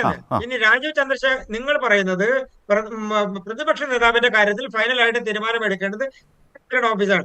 അതേ നിങ്ങൾ തന്നെ പറയുകയാണ് രാജീവ് ചന്ദ്രശേഖരനെ വെക്കാൻ പ്രധാനമന്ത്രിയുടെ ഓഫീസ് നിർബന്ധിച്ച് പറഞ്ഞു. ആരോട് പറഞ്ഞു? നിർദ്ദേശിച്ചു. അരുൺ, നിങ്ങൾക്ക് ഡിസ്പ്യൂട്ട് ഉണ്ടെങ്കിൽ ആവാം. അങ്ങനെയാണെങ്കിൽ മെട്രോയിൽ എങ്ങനെയാണ് അന്നത്തെ BJP സംസ്ഥാന പ്രസിഡന്റ് വന്നത്? രണ്ട് രാഷ്ട്രീയം കൂടി അങ്ങനെയാണെങ്കിൽ ഇവിടെ KPCC പ്രസിഡന്റ് വരില്ലേ? CPIM-ന്റെ സംസ്ഥാന സെക്രട്ടറി വരില്ലേ? മറ്റു അങ്ങനെയല്ലല്ലോ. ഞാൻ പൂർത്തിയാക്കട്ടെ. അതായത് ശരത്തിന്റെ കയ്യിൽ അങ്ങനെ പ്രതിപക്ഷ നേതാവിനെ വെക്കാൻ അയച്ച ലെറ്ററും ഇനി രാജീവ് ചന്ദ്രശേഖരനെ വെക്കാൻ പറഞ്ഞ ലെറ്റർ ഉണ്ടെങ്കിൽ നിങ്ങൾ ഇപ്പൊ തന്നെ കാണിച്ചോ. അതെന്ത് വാദമാണ്? അതുമായി ബന്ധപ്പെട്ട് ചുമതലയുള്ള മന്ത്രി പറഞ്ഞത് നമ്മുടെ മുമ്പിൽ നിൽക്കുമ്പോൾ അതൊരു യുക്തിസഹമല്ല താങ്കളുടെ വാദം. അരുൺകുമാർ, ഞാൻ നിയാസിലേക്കും വരാം. അരുൺകുമാർ, BJP-യുടെ ഈ വാദം, ഈ ആർഗ്യുമെന്റ് ഏതെങ്കിലും തരത്തിൽ നിലനിൽക്കുമോ? അല്ല, ഇന്ന് ബഹുമാനപ്പെട്ട മുഖ്യമന്ത്രി തന്നെ മാധ്യമപ്രവർത്തകരുടെ ചോദ്യത്തിന് വളരെ കൃത്യമായി ഈ ചോദ്യത്തിന് മറുപടി കൊടുത്തിട്ടുണ്ട്. LDF-ന്റെ കൺവീനർ TP രാമകൃഷ്ണനെയോ CPM-ന്റെ സംസ്ഥാന സെക്രട്ടറിയെയോ CPI-യുടെ സംസ്ഥാന സെക്രട്ടറി ഒന്നും ഈ പ്രോഗ്രാമിന്റെ ഭാഗമായിട്ട് ഉൾപ്പെടുത്തിയിട്ടില്ലല്ലോ. കാരണം BJP-യുടെ സംസ്ഥാന പ്രസിഡന്റ് രാജീവ് ചന്ദ്രശേഖരന്റെ പേര് ഉൾപ്പെടുത്തണം എന്ന് പ്രധാനമന്ത്രിയുടെ ഓഫീസിൽ നിന്നുള്ള നിർദ്ദേശത്തിന്റെ ഭാഗമായി ആ പേര് ഉൾപ്പെടുത്തി എന്ന് തന്നെയാണ് മുഖ്യമന്ത്രി മറുപടി കൊടുത്തത്. കുമ്മനം രാജശേഖരൻ എങ്ങനെയാണ് അന്ന് മെട്രോയിൽ കയറി പറ്റിയത് എന്ന് എത്ര തവണ നമ്മൾ ചർച്ച ചെയ്തതാണ്. ആ പ്രത്യേക പേര് വന്നതൊക്കെ നമ്മൾ ചർച്ച ചെയ്ത ഇതൊക്കെ ജനങ്ങൾക്കറിയാം. ഇവിടെ ഇപ്പോ ഒറ്റ മിനിറ്റ്, പ്രതിപക്ഷ നേതാവിന്റെ പേര് കേരളത്തിലെ മിസ്റ്റർ കൃഷ്ണപ്രസാദ്, ഞാൻ പറയട്ടെ ഈ പ്രതിപക്ഷ നേതാവിന്റെ പേര് ഇവിടുന്ന് കൊടുത്ത ഡ്രാഫ്റ്റ് ലിസ്റ്റിൽ ഇല്ല എങ്കിൽ ഏതായാലും പ്രധാനമന്ത്രി ഇടപെട്ട് ആ പേര് ഉൾപ്പെടുത്തും എന്ന് വിശ്വസിക്കാൻ നമുക്ക് പറ്റില്ലല്ലോ. അപ്പൊ ആദ്യം തന്നെ കൊടുത്ത ഡ്രാഫ്റ്റിൽ പ്രതിപക്ഷ നേതാവിന്റെ പേരുണ്ട് എന്നതുകൊണ്ടാണ് ഇപ്പോൾ ഫൈനലായി കൺകറൻസോട് കൂടി വന്നിരിക്കുന്ന ഫൈനൽ ലിസ്റ്റിൽ ആ പേര് ഉൾപ്പെട്ടത്. ആ ലിസ്റ്റ് വരാതെ, അന്തിമ ലിസ്റ്റ് പ്രധാനമന്ത്രിയുടെ ഓഫീസിൽ നിന്ന് കൺകറൻസ് കിട്ടാതെ നമുക്ക് സ്പെഷ്യൽ ഇൻവിറ്റേഷൻ ഇന്നതാണ് നിങ്ങളുടെ ചുമതല എന്ന രീതിയിൽ കൊടുക്കാൻ പറ്റില്ല. അത് എല്ലാവർക്കും വ്യക്തമാണല്ലോ. പിന്നെ BJP-യുടെ പ്രതിനിധി ഹൈക്കോടതി അഭിഭാഷകൻ വന്ന് അതിൽ എങ്ങനെ ന്യായീകരിച്ചാൽ ജനങ്ങൾക്ക് കൃത്യമായിട്ട് ഇതിൽ ധാരണയുണ്ടല്ലോ. നിങ്ങൾക്ക് കൃത്യമായി പ്രധാനമന്ത്രിയുടെ ഓഫീസ് പച്ചയായ രാഷ്ട്രീയം കളിച്ചിട്ടാണ് BJP-യുടെ സംസ്ഥാന പ്രസിഡന്റിനെ ഉൾപ്പെടുത്തിക്കോട്ടെ, ഞങ്ങൾ അതിലൊന്നും ഒരു തർക്കം ഉന്നയിക്കുന്നില്ല. കാരണം ഇതിലിപ്പോ ആരാണ് ഈ കല്ലിട്ട സ്ഥലത്ത് കപ്പൽ ഓടിച്ചത്? ആരാണ് ഇതിനു വേണ്ടി ഇനീഷ്യേറ്റീവ് എടുത്തത്? ആരാണ് ഈ പദ്ധതി നടപ്പാക്കാൻ വേണ്ടി സമരം നടത്തിയത്? 212 ദിവസം രക്തസാക്ഷി മണ്ഡപത്തിന്റെ മുന്നിൽ വലിയ ലോങ് സമരം, ഈ ഒരു പദ്ധതി നടപ്പാക്കണമെന്ന് ആവശ്യപ്പെട്ടുകൊണ്ട് ഇത്രയും വലിയ സമരം നടന്നിട്ടുണ്ടാവില്ല. വിഴിഞ്ഞം മുതൽ സെക്രട്ടേറിയറ്റ് വരെ മനുഷ്യച്ചങ്ങല പിടിച്ചത് ആരാണ്? മനുഷ്യച്ചങ്ങലയുടെ ആദ്യ കണ്ണി ആരാണ്? അവസാന കണ്ണി ആരാണ്? ഇതൊക്കെ പൊതുസമൂഹത്തിലുണ്ട്. ഇപ്പൊ കോൺഗ്രസിന്റെ പ്രതിനിധി ഇവിടെ തെറ്റിദ്ധരിപ്പിച്ചേ, ആരാണ് ചൈനീസും ബന്ധമുള്ള കമ്പനി എന്ന രൂപത്തിൽ അംഗീകാരം കൊടുത്തില്ല എന്ന് പറഞ്ഞാൽ ആരാ കൊടുക്കാത്തത്? UPA ഗവൺമെന്റ് കേന്ദ്രം ഭരിക്കുമ്പോൾ സാക്ഷാൽ മൻമോഹൻ സിംഗിന്റെ ഗവൺമെന്റ് കോൺഗ്രസ് നടത്തിയ ടെൻഡറിന്റെ ഭാഗമായി ആ ടെൻഡർ കിട്ടിയ കമ്പനിക്ക് ചൈനീസ് ബന്ധം ആരോപിച്ച് കൊടുക്കാതെ വർഷങ്ങൾ ഈ പദ്ധതി നീട്ടിക്കൊണ്ടുപോയത് കേന്ദ്രത്തിൽ കോൺഗ്രസ് ഭരിക്കുമ്പോഴാണ്. ഇതൊക്കെ മറച്ചു വെച്ചിട്ട് കാര്യമുണ്ടോ? അദ്ദേഹം അങ്ങ് തട്ടി വിടുക. അതോടെ തന്നെ പ്രകടന പത്രികയിൽ കോൺഗ്രസ് ഒപ്പിട്ട കരാറുമായി ഞങ്ങൾ മുന്നോട്ട് പോവില്ലെന്ന് 2016 കേരളത്തിന്റെ ഇപ്പോഴത്തെ മുഖ്യമന്ത്രി അന്നത്തെ സംസ്ഥാന സെക്രട്ടറി പറഞ്ഞു എന്നൊക്കെയാ പറയണേ. പച്ചയായ നുണ പറയല്ലേ. പിണറായി വിജയനോട് പത്രമാധ്യമങ്ങൾ ചോദിക്കുമ്പോൾ ഒരു സംസ്ഥാനവും ഒരു പ്രധാനപ്പെട്ട മൾട്ടിനാഷണൽ കമ്പനിയും തമ്മിലുള്ള കരാർ, ആ കമ്പനി കരാറിൽ നിന്ന് നമ്മൾ പിന്മാറിയാൽ അത് വലിയ നിയമ പോരാട്ടത്തിന് വഴിവെക്കും. അതോടൊപ്പം തന്നെ വലിയ നഷ്ടപരിഹാരം കൊടുക്കേണ്ടി വരും. ഈ പദ്ധതി കേരളത്തിൽ ഒരിക്കലും വരാത്ത ഒരു സാഹചര്യം, അൺകണ്ടീഷണൽ ഡിലേ വരും. അതുകൊണ്ട് കരാർ ഒപ്പുവെട്ടത് കേരളത്തിലെ ഗവൺമെന്റ് ആണ്. ആ കരാറുമായി മുന്നോട്ട് പോകും. അതിന്റെ ഉള്ളടക്കത്തിൽ ഞങ്ങൾക്ക് എതിർപ്പുണ്ട്. അത് കേരളത്തിന്റെ താല്പര്യം സംരക്ഷിക്കുന്ന ഉള്ളടക്കമല്ല എന്ന് തന്നെയാണ് എല്ലാ ഘട്ടത്തിലും പറഞ്ഞ്. ആ പ്രകടന പത്രികയിൽ അതുണ്ടെങ്കിൽ ഒന്ന് കാണിച്ചു തന്നെ മിസ്റ്റർ നിയാസ്. നുണ പറയല്ലേ. ആ നുണ അങ്ങ് പറഞ്ഞ് ജനങ്ങളെ തെറ്റിദ്ധരിപ്പിക്കാൻ എത്ര ശ്രമിച്ചാലും ഇതൊക്കെ പൊതുസമൂഹത്തിലുള്ളതാണ്. റൈറ്റ്. ഞാൻ നിയാസിലേക്ക് വരികയാണ്. ശ്രീ നിയാസ്, ഇതിൽ ഒരു കാര്യം, ഏതായാലും പ്രൈം മിനിസ്റ്ററുടെ ഓഫീസിൽ നിന്ന് വന്നിട്ടുള്ള ധാരണ പ്രകാരം അങ്ങോട്ടേക്ക് പോയ ലിസ്റ്റിൽ പ്രതിപക്ഷ നേതാവിൻ്റെ പേരുണ്ടായിരുന്നു. അദ്ദേഹത്തിൻ്റെ പേരടക്കം അംഗീകരിച്ചുകൊണ്ടുള്ള ലിസ്റ്റ് തിരികെ ലഭിച്ചു. മുഖ്യമന്ത്രി അടക്കം അക്കാര്യത്തിൽ സംസാരിച്ച് വന്ന ഒരു സാഹചര്യം നമ്മുടെ മുമ്പിലുണ്ട്. അതനുസരിച്ച് ശരിയായൊരു തീരുമാനമെടുക്കേണ്ടയാൾ പ്രതിപക്ഷ നേതാവാണ്. അത് വളരെ കൃത്യമായി താങ്കൾ അതിനോട് യോജിക്കുന്നുണ്ടോ? രണ്ടാമത്തെ കാര്യം, ഇതിനകത്ത് പരസ്യത്തിൻ്റെ കാര്യത്തിൽ എന്ന പോലെ തന്നെ ഇതിനകത്തേക്ക് BJP സംസ്ഥാന പ്രസിഡന്റിനെ ഉൾപ്പെടുത്താൻ, നേരത്തെ അരുൺ കൊച്ചി മെട്രോയുടെ കാര്യം ഉദാഹരിച്ചു, സമാനമായ രീതി വിഴിഞ്ഞത്തിൻ്റെ കാര്യത്തിലും BJP താല്പര്യപ്പെടുന്ന കണ്ടു. അതേസമയത്ത് തന്നെയാണ് മുൻ സർക്കാരിൽ മന്ത്രിയായിരുന്നയാളാണ് V മുരളീധരൻ, അദ്ദേഹത്തെ ഉൾപ്പെടുത്താൻ ആവശ്യപ്പെട്ടിട്ടില്ല. BJP സംസ്ഥാന പ്രസിഡന്റാണ് എന്നത് തന്നെയാണ് രാജീവ് ചന്ദ്രശേഖരൻ്റെ ഇക്കാര്യത്തിലുള്ള ഒരു യോഗ്യത എന്ന് നമുക്ക് സാമാന്യമായി ആർക്കും മനസ്സിലാക്കാവുന്നുള്ളൂ. നേരത്തെ കുമ്മനത്തിന് ആ നിലയിൽ ആണ് പരിഗണിച്ചത്.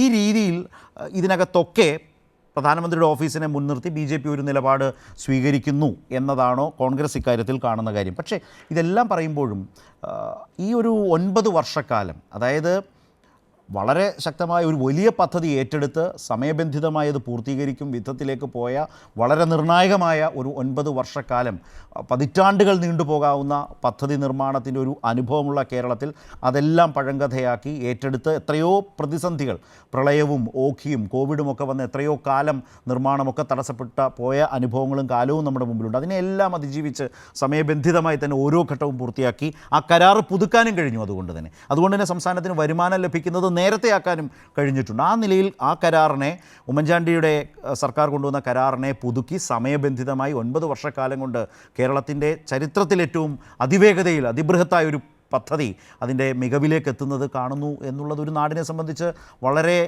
അംഗീകരിക്കത്തക്കതായ ഒരു കാര്യം തന്നെയല്ലേ? അതിനെ ആ നിലയിൽ അംഗീകരിക്കാനോ സമീപിക്കാനോ പ്രതിപക്ഷം തയ്യാറാണോ എന്നുകൂടി എനിക്ക് ചോദിക്കാനുണ്ട്.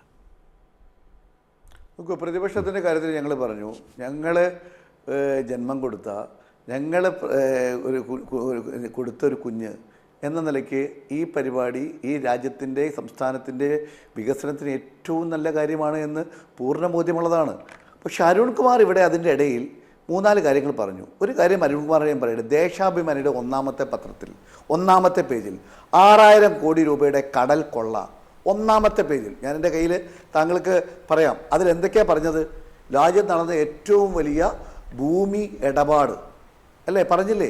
ഭൂമി ഇടപാടിൽ 6000 കോടിയുടെ കൊള്ള ഉമ്മൻചാണ്ടി നടത്തി. നിങ്ങൾ പറഞ്ഞല്ലോ പ്രകടന പത്രികയുമായി ബന്ധപ്പെട്ട് കഴിഞ്ഞ ആ തെരഞ്ഞെടുപ്പിൽ നിങ്ങൾ പറഞ്ഞത് എന്താ? ഇതിൽ വലിയ രീതിയിലുള്ള അഴിമതി നടന്നിട്ടുണ്ട്, ഇതേക്കുറിച്ച് ഞങ്ങൾ അന്വേഷണം നടത്തി അത് തീരുമാനമെടുത്ത് മുന്നോട്ട് പോകുമെന്ന് പറഞ്ഞു. നിങ്ങൾ വന്നപ്പോൾ ആദ്യം ചെയ്തത് ഞങ്ങൾ വെച്ച കരാറ് പ്രകാരമുള്ള പണിയെടുക്കാനല്ല, അവിടെ വിജിലൻസിന് പരാതി കൊടുത്ത് വിജിലൻസ് കൊണ്ട് അന്വേഷിപ്പിക്കാനാണ്. വിജിലൻസ് കൊണ്ട് 2 കൊല്ലം നേരത്തെ സൂചിപ്പിച്ചതാണ്, പുതിയ നേരത്തെ പറഞ്ഞതാണ്. വീണ്ടും നിങ്ങൾ കമ്മീഷൻ വെച്ചതാണ്. നിങ്ങളൊരു കാര്യം നിങ്ങൾ മനസ്സിലാക്കേണ്ടത്, നിങ്ങൾ 6000 കോടി കൊള്ള എന്ന് ദേശാഭിമാനി പത്രത്തിൽ നിങ്ങളുടെ പാർട്ടി പത്രത്തിൽ പറഞ്ഞിട്ടില്ല എന്ന് താങ്കൾക്ക് പറയാൻ ശരി, സാധിക്കുമോ? അപ്പോൾ ഒരു ചോദ്യം തിരിച്ചുണ്ട്. തിരിച്ചൊരു ചോദ്യം. പ്രകടന പത്രികയിൽ 2016 വിഴിഞ്ഞം പദ്ധതി നടപ്പാക്കില്ല എന്ന ഒരു കളവ് താങ്കൾ പറഞ്ഞു.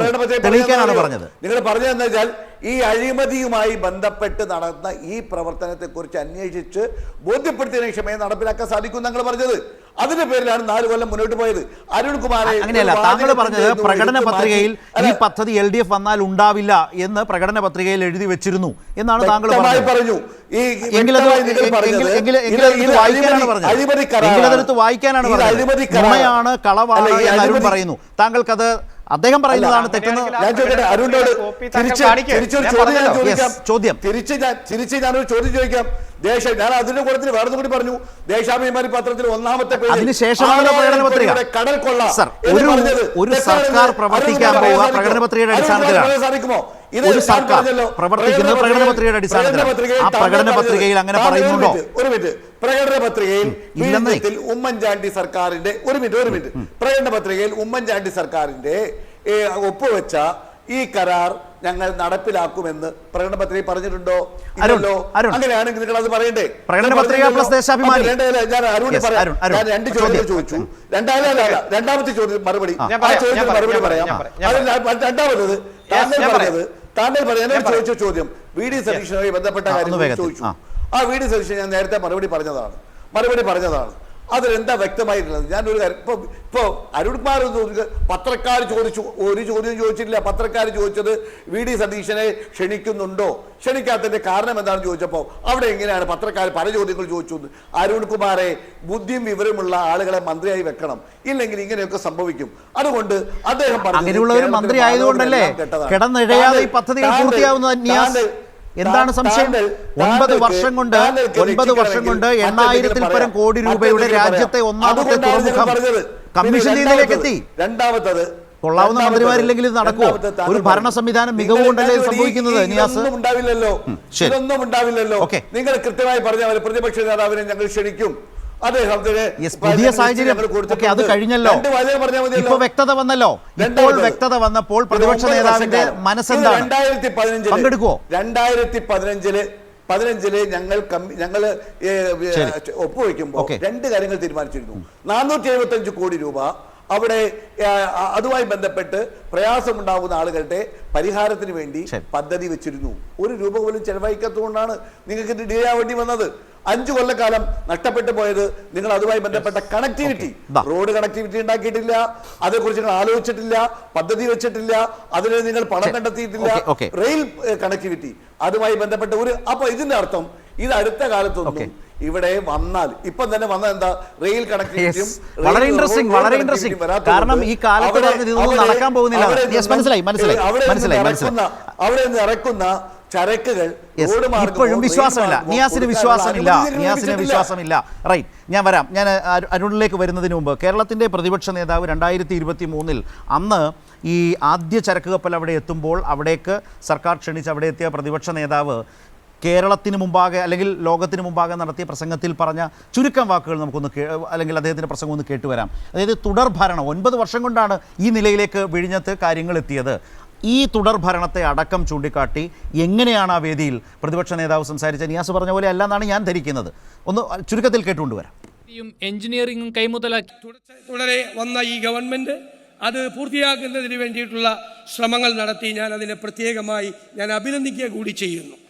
വികസനം എന്ന് പറയുന്നത് ഈ നാടിനോടുള്ള നമ്മുടെ കമ്മിറ്റ്മെൻറ്റും വരാനിരിക്കുന്ന തലമുറയോടുള്ള കമ്മിറ്റ്മെൻറ്റും കൂടിയാണ് എന്ന് നാം ഓർക്കണം. വികസനം ഒരുപാട് മാറ്റങ്ങൾ വരുത്തും. ജനങ്ങളുടെ ജീവിത നിലവാരത്തിൽ വരുത്തുന്ന മാറ്റമായിരിക്കും അതിൽ മുഖ്യം. ഒരുപാട് തൊഴിൽ സാധ്യതകളും കേരളത്തിൻ്റെ സാമ്പത്തിക വരുമാനവും നമുക്ക് വികസന പദ്ധതികൾ നടപ്പാക്കാൻ, ക്ഷേമ പദ്ധതികൾ നടപ്പാക്കാനുള്ള നമ്മുടെ കരുത്തായി നമുക്ക് ഈ പോർട്ടിനെ മാറ്റണം എന്നാണ് എൻ്റെ അഭ്യർത്ഥന. തുടർഭരണത്തിലൂടെ സർക്കാർ അദ്ദേഹം തന്നെ കാണുന്നത് പോലെ ഭാവിയിൽ കേരളത്തെ രൂപപ്പെടുത്താൻ കഴിയും വിധത്തിലേക്ക്, കൂടുതൽ തൊഴിലവസരങ്ങൾ സൃഷ്ടിക്കാൻ കഴിയും വിധത്തിലേക്ക് ഈ കാര്യങ്ങളെ മുന്നോട്ട് കൊണ്ടുപോയ സർക്കാരിനെ അഭിനന്ദിക്കുന്നു എന്നാണ് കേരളത്തിന്റെ പ്രതിപക്ഷ നേതാവ് പറഞ്ഞത്. ഇത് ഈ അടുത്ത കാലത്തൊന്നും ഇനിയും ഒന്നും നടക്കാൻ പോകുന്നില്ല എന്നാണ് നിയാസ് പറഞ്ഞത്. അതിന് തൊട്ട് മുമ്പ് അദ്ദേഹം ഇനി തൊട്ട് മുമ്പ് തൊട്ട് പുറകൊക്കെ പറഞ്ഞിരുന്നാൽ മതി.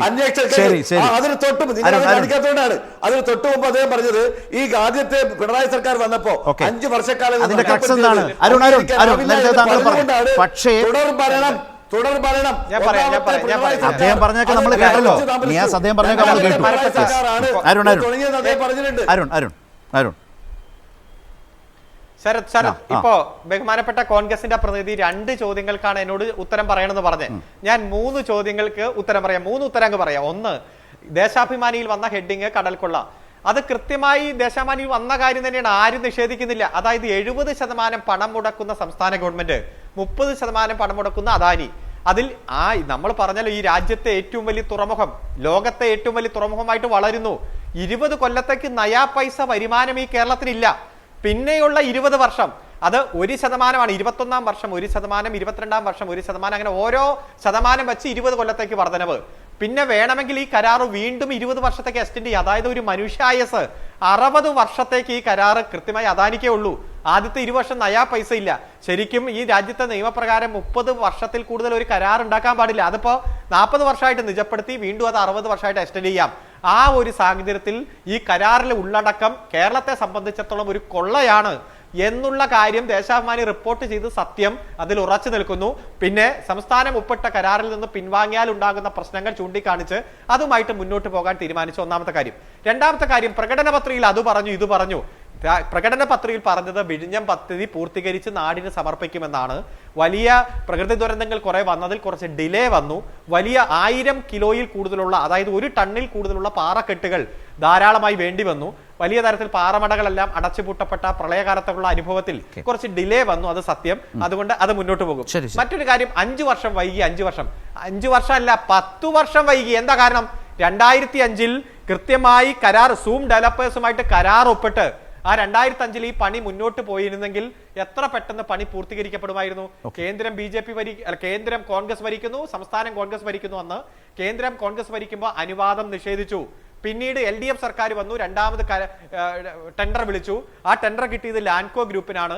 ആ ഗ്രൂപ്പിന് കരാർ കിട്ടിയപ്പോൾ സൂം ഡെവലപ്പേഴ്സ്, ആദ്യം കരാർ കിട്ടിയവർ ഹൈക്കോടതിയിൽ പോയി നിയമ പോരാട്ടം നടത്തി. പിന്നെ നിങ്ങൾ കരാർ ഒപ്പിടുന്നത് 2015 ഓഗസ്റ്റ് മാസത്തിൽ. അതായത് 10 വർഷം ഈ പദ്ധതിക്ക് നിയമപരമായി കരാർ ഒപ്പിട്ട കമ്പനിക്ക് പ്രവർത്തനാനുമതി കൊടുക്കാതെ നിങ്ങളുടെ കേന്ദ്ര ഗവൺമെന്റ് നിഷേധിച്ചതിന്റെ ഭാഗമായി ഈ പദ്ധതി 10 വർഷം വൈകിപ്പിച്ചത് കോൺഗ്രസ് ആണ്.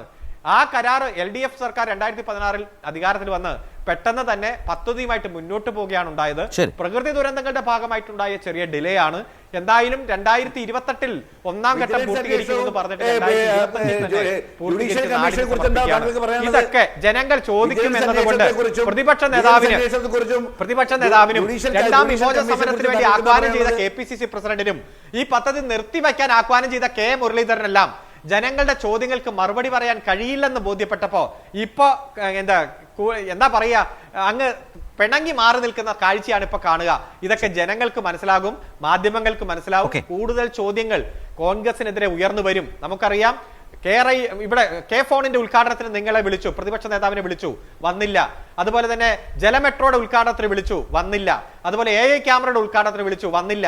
നേരെ ഹൈക്കോടതിയിൽ പോയി അഴിമതിയാണെന്ന് പറഞ്ഞ് കേസ് കൊടുത്തു. ഹൈക്കോടതി പറഞ്ഞു it is not a public interest litigation, it is a publicity interest litigation എന്ന് പറഞ്ഞു. ഒരു അഫിഡവിറ്റ് ഫയൽ ചെയ്യണം, രാഷ്ട്രീയ ധാർമ്മികത പ്രതിപക്ഷ നേതാവിനുണ്ട് എന്ന അഫിഡവിറ്റ് ഫയൽ ചെയ്യണമെന്ന് പറഞ്ഞു. അതിനുശേഷം ഹൈക്കോടതിയിലേക്ക് പോയിട്ടില്ല. ഇതൊക്കെ ജനങ്ങളുടെ മുന്നിലുണ്ട്, ഡേറ്റ് വെച്ച് തന്നെയുണ്ട്. ആരാണ് ഈ വികസന പ്രവർത്തനങ്ങൾക്കുള്ള കടക്കൽ കത്തിവെക്കാൻ ശ്രമിച്ചുകൊണ്ടിരിക്കുന്നത്, നുണപ്രചരണം നടത്തിക്കൊണ്ടിരിക്കുന്നത്? ആരാണ് സമയബന്ധിതമായി പദ്ധതി പൂർത്തീകരിച്ച് നാടിന് സമർപ്പിക്കുന്നത്? ആ ചോദ്യം ജനങ്ങളുടെ മുന്നിലുണ്ട്. ശരി, നേരത്തെ അരുൺകുമാർ ചർച്ചക്കിടയിൽ പറഞ്ഞൊരു കാര്യമുണ്ട്. അതായത് ഈ പദ്ധതി നിർത്തിവെച്ച് പ്രശ്നങ്ങൾ പരിഹരിക്കുന്നതിന് നേരത്തെ അവിടെ സമരവുമായി ബന്ധപ്പെട്ടൊരു സാഹചര്യം രൂപപ്പെട്ട ഘട്ടത്തിൽ വിൻസെന്റ് ഇന്നലെ കഴിഞ്ഞ ദിവസം വാർത്താ സമ്മേളനത്തിൽ അങ്ങനെയൊന്നും പ്രതിപക്ഷം ഒരു നിലപാട് സ്വീകരിച്ചിട്ടില്ല എന്ന് വാദിച്ചു. അപ്പോൾ മാധ്യമപ്രവർത്തകരുടെ ഭാഗത്ത് നിന്ന് ചോദ്യം വന്നു എന്ന് അരുൺകുമാർ പറയുണ്ടായിരുന്നു. പൊതുവായി മാധ്യമപ്രവർത്തകരിൽ നിന്ന് അങ്ങനെ ഒരു ചോദ്യം ചോദിക്കലോ ഉണ്ടായിട്ടില്ല. കൈരളിയാണ് അങ്ങനെ ഒരു ചോദ്യം ചോദിച്ചത്. അപ്പോൾ വളരെ ആത്മവിശ്വാസത്തോടുകൂടി വിൻസെൻ്റ് പറഞ്ഞു, നിങ്ങളുടെ ലൈബ്രറിയിൽ വിഷ്വൽസ് ഒക്കെ ഉണ്ടല്ലോ, പരിശോധിച്ച് നോക്കൂ, ഞാൻ എൻ്റെ പൊതുപ്രവർത്തനം അവസാനിപ്പിച്ച് കളയും, അങ്ങനെയാണെന്നുണ്ടെങ്കിൽ ഞങ്ങൾ ആരും അല്ലെങ്കിൽ പ്രതിപക്ഷം അങ്ങനെ ഒരു നിലപാട് സ്വീകരിച്ചിട്ടില്ല, അതായത് ഈ വിഴിഞ്ഞം പദ്ധതി നിർത്തിവെച്ച് പ്രശ്നങ്ങൾ പരിഹരിക്കണമെന്നൊരു നിലപാട് സ്വീകരിച്ചിട്ടില്ല എന്നാണ് അദ്ദേഹം പറഞ്ഞത്. ഞങ്ങളിവിടെ വന്ന് ലൈബ്രറിയിൽ നിന്ന് അദ്ദേഹത്തിൻ്റെ പാർട്ടി നേതാക്കൾ അടക്കം, നേരത്തെ പറഞ്ഞ പോലെ കെ മുരളീധരൻ അടക്കം എടുത്തിട്ടുള്ള നിലപാടുകളൊക്കെ KPCC പ്രസിഡന്റിനോട് സംസാരിച്ചിട്ടാണ് ഈ നിലപാട് എടുക്കുന്നത് എന്നൊക്കെ അദ്ദേഹം പറഞ്ഞത് അടക്കമുള്ള കാര്യങ്ങൾ ചൂണ്ടിക്കാട്ടി വിൻസെൻ്റ് പറഞ്ഞത് ശരിയല്ല എന്ന് പറഞ്ഞു. അദ്ദേഹം പൊതുപ്രവർത്തകനായി, കോവളത്തിൻ്റെ MLA ആയി ഇപ്പോഴും തുടരുകയാണ്. അദ്ദേഹം പറഞ്ഞത് പൊതുപ്രവർത്തനം അവസാനിപ്പിക്കുമെന്നാണ്. ഏതായാലും അതൊന്നും ആവശ്യപ്പെടുന്നില്ല. പക്ഷേ വസ്തുത ജനങ്ങൾക്ക് മുമ്പാകെ വെച്ചത് കൈരളി വാർത്താ സംഘത്തിൻ്റെ ഇടപെടലുകൊണ്ടാണ്. നിർഭൻ ആ വാർത്താ സമ്മേളനത്തിൽ ഇടപെട്ട് ചോദിച്ചപ്പോഴാണ് ഇങ്ങനെയൊക്കെ ചില കാര്യങ്ങൾ പുറത്തു വന്നത്. രണ്ടാമത്തെ കാര്യം നമ്മൾ ഒരുപാട് വലിയ കാര്യങ്ങളിലേക്കൊന്നും പോകണ്ട. കേരളത്തിൽ എനിക്ക് നേരിട്ടറിയാവുന്ന 2 ബൈപ്പാസുകളുടെ കാര്യം പറയാം. ഒന്ന് ആലപ്പുഴ ബൈപ്പാസ്, 2 കൊല്ലം ബൈപ്പാസ്. ഇത് രണ്ടും പൂർത്തിയാക്കാൻ കേരളത്തിൽ എടുത്തത് 30 വർഷം 40 വർഷമാണ്. ഈ 2 ബൈപ്പാസുകൾ പൂർത്തിയായി കാലങ്ങളോളം ഭൂമി ഏറ്റെടുത്തിട്ടിട്ട് 40 വർഷക്കാലത്തിനുള്ളിലൊക്കെയാണ് ആലപ്പുഴയിലെ ബൈപ്പാസ് പൂർത്തിയായത്. ഇവിടെ ഈ പദ്ധതി ആരംഭിച്ച് 9 വർഷം കൊണ്ട് അത് കമ്മീഷൻ ചെയ്യുകയാണ്. പരീക്ഷണ കാലത്ത് ഏറ്റവും ലാഭകരമായി മികവോടെ ചരക്കുകളുമായി ചരക്ക് കപ്പൽ വരുന്നതൊക്കെ നമ്മൾ വിഴിഞ്ഞത്ത് കണ്ടു. അങ്ങനെ 9 വർഷക്കാലം കൊണ്ട് കമ്മീഷൻ ചെയ്തതിൻ്റെ സുപ്രധാന ഘട്ടത്തിലേക്ക് ഒരു വാണിജ്യ തുറമുഖമാക്കി വിഴിഞ്ഞത്തെ മാറ്റാൻ ഈ കഴിഞ്ഞ 9 വർഷക്കാലം കൊണ്ട് കേരളം ഭരിച്ച സർക്കാരുകൾക്ക് ഈ തുടർഭരണത്തിലൂടെ അടക്കം കഴിഞ്ഞു എന്ന വസ്തുത കൂടി രാഷ്ട്രീയത്തിന് അതീതമായി പരിശോധിക്കേണ്ട അല്ലെങ്കിൽ മനസ്സിലാക്കേണ്ട ഒരു കാര്യം കൂടിയാണ്. ശ്രീകൃഷ്ണദാസ്, കേന്ദ്ര സർക്കാരുമായി ബന്ധപ്പെട്ട് ഒരു കാര്യം കൂടി, തുടക്കത്തിൽ ഞാൻ സൂചിപ്പിച്ചതുപോലെ കേരളവുമായി ബന്ധപ്പെട്ട ഏത് കാര്യത്തിലും ഒരു ടിപ്പിക്കൽ മോദി സ്റ്റൈലുണ്ട്. കാരണം കേരളത്തിന് ഗുണകരമാകുന്ന നിലയിൽ ഒരു സഹായവും തരരുത്. അത് വയബിലിറ്റി ഗ്യാപ്പ് ഫണ്ടിൻ്റെ കാര്യത്തിലും കണ്ടു. ഈ ഇത്തരം പദ്ധതികളിലൊക്കെ രാജ്യത്തെ 70-ൽ പരം ഏതാണ്ട് 80ഓളം പദ്ധതികൾക്കെല്ലാം തന്നെ വൺ ടൈം ഗ്രാൻഡായി കൊടുക്കുന്നു, വിഴിഞ്ഞമൊഴികെ. നമ്മൾ കാണുന്നതാണ്. തൂത്തുക്കുടിക്ക് അടക്കം കിട്ടി, തുറമുഖത്തിന് അടക്കം കിട്ടി വൺ ടൈം ഗ്രാൻഡ്. പക്ഷേ ഇവിടെ വന്നപ്പോൾ അത് വായ്പയാവുകയാണ്. 12,000 കോടി തിരിച്ചടയ്ക്കും വിധത്തിലേക്ക് അത് വായ്പയാക്കുകയാണ്. ഇതാണ് ഇതിൻ്റെ ഒരു ശൈലി. നേരത്തെ അരുൺ പറഞ്ഞത് കേട്ടില്ലേ, വയനാട്ടിൽ വന്ന് എന്തൊരു ഉറപ്പാണ് പ്രധാനമന്ത്രി നൽകിയത്. 1 രൂപ പ്രത്യേക പാക്കേജ് നൽകിയിട്ടില്ല. എത്രയോ സംസ്ഥാനങ്ങൾക്ക് വലിയ പ്രകൃതിക്ഷോഭത്തിൻ്റെ നടുവിൽ വലിയ സഹായങ്ങൾ നൽകേണ്ടത് തന്നെയാണ്. പക്ഷേ അവിടെ കേരളത്തോട് കാട്ടുന്ന ഈ വലിയ വിവേചനം അത് വിഴിഞ്ഞം പോലൊരു പദ്ധതിയിൽ പോലും കാഴ്ചവെക്കുന്നു. എന്നിട്ട് അതിൽ നിന്ന് ചില ക്രെഡിറ്റ് അടിക്കാൻ ശ്രമിക്കുന്നു എന്ന വിമർശനം നേരിടുക തന്നെ ചെയ്യും മോദി സർക്കാർ. എന്താണ് സംശയം കേരളം ഇതൊക്കെ ആലോചിച്ചാൽ? ശ്രീകൃഷ്ണദാസ്, നേരത്തെ എട്ടുകാലി മമ്മൂഞ്ഞ് എന്ന് പറയുന്ന ഒരു കഥാപാത്രത്തിന്റെ കാര്യത്തെക്കുറിച്ച് ഞാൻ പ്രത്യേകിച്ച് പറയേണ്ടതില്ലല്ലോ. കണക്ക് വെച്ചത് ഒന്ന് അല്ലല്ല, ഞാനൊന്ന് 2 കാര്യങ്ങൾ സൂചിപ്പിക്കാം. അങ്ങയുടെ വാചകം തന്നെ സൂചിപ്പിക്കാം. ഒന്ന്, കൊല്ലം ബൈപ്പാസിനെ കുറിച്ചും ആലപ്പുഴ ബൈപ്പാസിനെ കുറിച്ചും അങ്ങ് സൂചിപ്പിച്ചു. അതേ വാചകമാണ് സോഷ്യൽ മീഡിയ ഉപയോഗിക്കുന്നത്. തിരിച്ചാണോ അരുൺ ഉദ്ദേശിച്ചത്? തിരിച്ച് എട്ടുകാലി മമ്മൂഞ്ഞ് എന്നുള്ള വിളി കിട്ടുന്നു എന്നാണോ അരുൺ പറഞ്ഞത്? അങ്ങ് തന്നെ അത് പറഞ്ഞല്ലോ. അതായത് പ്രധാനമന്ത്രിയുടെ മാത്രം ഫോട്ടോ ഞാൻ ഞാനൊന്ന്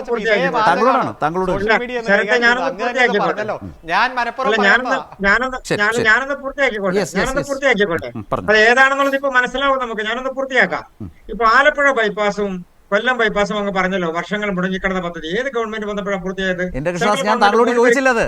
ഞാൻ താങ്കളോട് ചോദിച്ചില്ല, കേരളത്തിന്റെ അനുഭവം ഞാൻ പറഞ്ഞതേ ഉള്ളൂ. ഞാൻ നിങ്ങളുടെ ചോദ്യത്തിൽ നിന്ന് ഒഴിവാവില്ല ശരത്തെ. നിങ്ങൾ എന്താ ധരിച്ചു ഞാൻ ഒഴിവാകാനേ ഇരിക്കുന്നതെന്നോ? ഞാൻ ഒഴിവാവില്ല, ഞാൻ പറഞ്ഞിട്ടേ പോകുള്ളൂ. അതായത് കൊല്ലം ബൈപ്പാസിനെ കുറിച്ചും ആലപ്പുഴ ബൈപ്പാസിനെ കുറിച്ചും അങ്ങ് പറഞ്ഞല്ലോ. ഏത് ഗവൺമെന്റ് ഭരിക്കുന്നത്? മോഡി ഗവൺമെന്റ് ഭരിക്കുന്നതുകൊണ്ടാണ് ആ പദ്ധതികൾ. ഇനി അങ്ങ് ചോദ്യം നിങ്ങൾ അല്ല, ഞാനൊന്ന് പറയട്ടെന്ന്. നിങ്ങൾ സുഹൃത്ത് പറഞ്ഞല്ലോ ഇപ്പോ എവിടെയാണെന്നുള്ളത്. അതിനെ കുറിച്ചാണ് ഞാൻ പറയുന്നത്. ഞാൻ പറഞ്ഞത് ഇനി വിഴിഞ്ഞം പദ്ധതി 2015 ഡിസംബർ മാസം 5-ാം തീയതി അഡാനി ഗ്രൂപ്പിന്റെ ശ്രീ ഗൗതം അദാനി പറയുകയാണ് 2017 ഈ പദ്ധതി പൂർത്തിയാകും, 2018 ഒക്ടോബറിൽ ആദ്യ കപ്പൽ വരും. ഇത് പ്രഖ്യാപിക്കുമ്പോൾ ഇടതുപക്ഷ ഗവൺമെന്റ് ആണോ കേരളം ഭരിക്കുന്നത്? ഇടതുപക്ഷ ഗവൺമെന്റ് ഇരിക്കുമ്പോഴാണോ ഇത് പദ്ധതിയുടെ കരാറുണ്ടാക്കുന്നത്? ഇടതുപക്ഷ ഗവൺമെന്റ് ആണോ ഇതുമായി ബന്ധപ്പെട്ട നടപടികൾ സ്വീകരിക്കുന്നത്? ഇനി നമ്മൾ ആ സമയത്ത് കേന്ദ്രം ഭരിക്കുന്ന ആരാന്നുള്ളത് ആലോചിക്കണ്ടേ? സാഗരമാല പ്രോജക്ടിന്റെ പദ്ധതിയുടെ ഭാഗമായി പ്രോജക്ടുകളെല്ലാം ഉൾപ്പെടുത്തിക്കൊണ്ടാണ് ഈ പദ്ധതിയിലേക്ക് വരുന്നത്. ഇനി കാസർഗോഡ് മുതൽ തിരുവനന്തപുരം വരെയുള്ള ഹൈവേ കുറിച്ച് പറയുന്നുണ്ടല്ലോ. ഏത് ഗവൺമെന്റ് ഭരിച്ചപ്പോഴാണ് ഇതെല്ലാം പൂർത്തിയായത്? മോഡി ഗവൺമെന്റ് ഭരിക്കുന്നതാണ്. ഇനി അങ്ങ് പറയുന്നുണ്ടല്ലോ റെയിൽവേ സ്റ്റേഷനുകൾ 5000 കോടിയാണ് കേരളം മുടക്കിയത്. രാജ്യത്ത് ഒരു സംസ്ഥാനവും മുടക്കിയിട്ടില്ല. വിഴിഞ്ഞത്തിന് നിങ്ങൾ വൺ ടൈം ഗ്രാന്റ് പോലും നൽകിയില്ലെന്നേ. നിങ്ങൾ നൽകിയില്ല. പരസ്യം കൊടുക്കുന്നതിൽ മുമ്പിൽ നിന്നു. പ്രധാനമന്ത്രിയുടെ ചിത്രം വെച്ച് പരസ്യം കൊടുക്കാൻ മുമ്പിൽ നിന്നു. വൺ ടൈം ഗ്രാന്റ് കൊടുത്തില്ല. 65,000 കോടി പറയുമ്പോഴാണ് നിങ്ങൾ പറയുന്ന 5000 കോടിയുടെ കഥ. നിങ്ങൾ പറയുന്നല്ലോ ഏത് സംസ്ഥാനം കൊടുത്തു? ഏത് സംസ്ഥാനമാണ് ദേശീയപാത വികസനത്തിന് 5000 കോടി കൊടുത്ത്? ചെറിയ റീച്ചുകൾക്ക് കൊടുത്തിട്ടുണ്ടാകും. ഒരു സംസ്ഥാനത്ത് തെറ്റാണ് താങ്കൾ പറയുന്നത്. നിങ്ങൾ എന്തിനാണ് ഇത്രയധികം വേവലാതിയല്ല, ഒരു സ്റ്റേറ്റിനോട് കാട്ടുന്ന അനീതി അവിടെ ഉണ്ട് എന്നുള്ളത് കൊണ്ടാണ്. ഞാൻ അതുകൊണ്ടാണ് പറഞ്ഞുള്ളൂ, ഞാൻ ഡേറ്റ് പറഞ്ഞുള്ളൂ 2015. നിങ്ങളുടെ നേതാവ്, രാജ്യത്തിന്റെ മന്ത്രി നിതിൻ ഗഡ്കരി തന്നെ സമ്മതിച്ചിട്ടില്ലേ കേരളത്തിന്റെ ഇനിഷ്യേറ്റീവിനെ? എന്തുകൊണ്ടാണ്? ഞാൻ നിങ്ങളോട് ഒരൊറ്റ ഡേറ്റേ ചോദിച്ചോളൂ. നിങ്ങൾ 8 കാലം മുമ്പിന്റെ കാര്യം പറഞ്ഞുകൊണ്ട് ഞാൻ ചോദിച്ചത് അതാരാണെന്ന് നാട്ടുകാർക്ക് മനസ്സിലായി എന്നാണ് അരുൺ പറഞ്ഞത്. 2000 അതാണ് ഞാൻ പറഞ്ഞത്. അതാരാണെന്ന് ഞാൻ പറഞ്ഞത് 2015 ഡിസംബർ ആദ്യം തന്നെ പരസ്യം കൊടുത്ത് LDF ഗവൺമെന്റ് ആണോ ഭരിക്കുന്നത്? മുൻപന്തിയിൽ നിൽക്കാൻ 2015 ഡിസംബർ മാസം 5-ാം തീയതി LDF ഗവൺമെന്റ് ആണോ ഭരിക്കുന്നത്?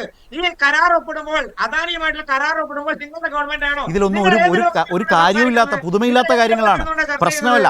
ഇതിന് വിഴിഞ്ഞത്തിന് സാമ്പത്തിക സഹായം നൽകുന്ന കാര്യത്തിൽ വലിയ താല്പര്യമില്ലായ്മ കേന്ദ്രത്തിനുണ്ട്. പക്ഷേ അതിന്റെ രാഷ്ട്രീയ നേട്ടം കൊയ്യാൻ കൊതിക്കുന്നു. ഇതാണ് വ്യത്യാസം ഞാൻ പറഞ്ഞത്. ഈ പദ്ധതി കൊണ്ടുവന്നത് ഈ ഗവൺമെന്റ് ആണ് എന്നുള്ളത് ഞാൻ പറഞ്ഞത്. 2015 ഡിസംബർ മാസം 5-ാം തീയതി എന്തിനാണ് ഈ 5000-ൽ പരം കോടി മുടക്കിയ ഒരു സംസ്ഥാനത്തിന് വയബിലിറ്റി ഗ്യാപ്പ് ഫണ്ട് പോലും വായ്പ കൊടുത്ത ആളുകളാണ് ഈ പറയുന്നത്? അത്രേ പറഞ്ഞുള്ളൂ. അതേക്കുറിച്ച് മിണ്ടുന്നില്ല.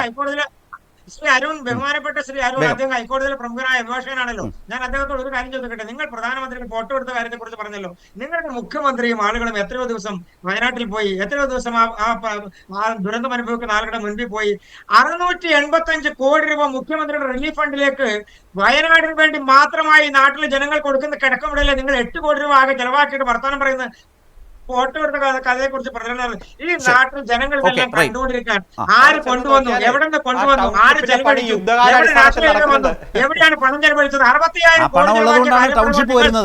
കോടി